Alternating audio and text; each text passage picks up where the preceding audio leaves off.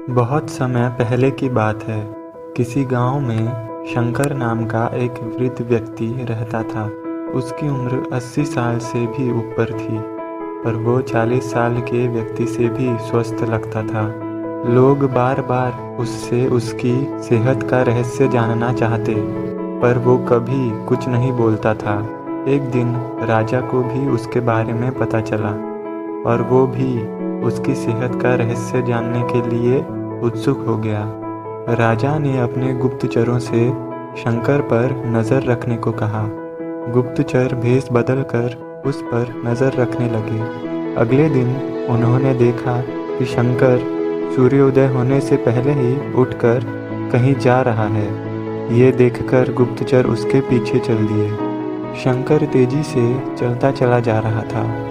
मीलों चलने के बाद वो एक पहाड़ी पर चढ़ने लगा और अचानक ही गुप्तचरों की नज़रों से गायब हो गया। गुप्तचर वहीं रुक गए और उसका इंतज़ार करने लगे। कुछ देर बाद शंकर लौटा। उसने मुट्ठी में कुछ छोटे छोटे फल पकड़े रखे थे और उन्हें खाता हुआ चला आ रहा था। गुप्तचरों ने अंदाज़ा लगाया कि हो न हो शंकर इन्हीं रहस्यमय फलों को खाकर इतना स्वस्थ है। अगले दिन दरबार में गुप्तचरों ने राजा को सारा किस्सा कह सुनाया। राजा ने उस पहाड़ी पर जाकर उस फलों को पता लगाने का आदेश दिया, पर बहुत खोजबीन करने के बाद कोई ऐसा असाधारण फल वहाँ नहीं दिखा।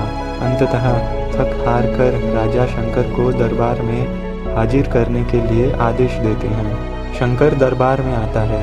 राजा ने शंकर से प्रश्न किया, शंकर, इस उम्र में भी तुम्हारी इतनी अच्छी सेहत देखकर हम प्रसन्न हैं। बताओ, तुम्हारी सेहत का रहस्य क्या है? शंकर कुछ देर सोचता रहा और फिर बोला, महाराज, मैं रोज पहाड़ी पर जाकर एक रहस्यमय फल खाता हूँ। वही फल मेरी सेहत का रहस्य है। ठीक है, चलो हमें भी वहाँ ले चलो और दिखाओ कि वो रहस्यमय फल कौन सा है।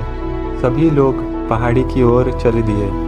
वहाँ पहुंचकर शंकर उन्हें एक बेर के पेड़ के पास ले गया और उसके फलों को दिखाते हुए बोला, महाराज, यही वो रहस्यमय फल है जिसे मैं रोज खाता हूँ। राजा क्रोधित होते हुए बोले, तुम हमें मूर्ख समझते हो क्या? यह फल हर रोज हजारों लोग खाते हैं, पर सभी तुम्हारी तरह सेहतमंद क्यों नहीं हैं? शंकर विनम्रता से बोला, महाराज, हर रोज़ हजारों लोग जो फल खाते हैं वो बेर का फल होता है, पर मैं जो फल खाता हूँ वो सिर्फ बेर का फल नहीं होता, वो मेरी मेहनत का फल होता है।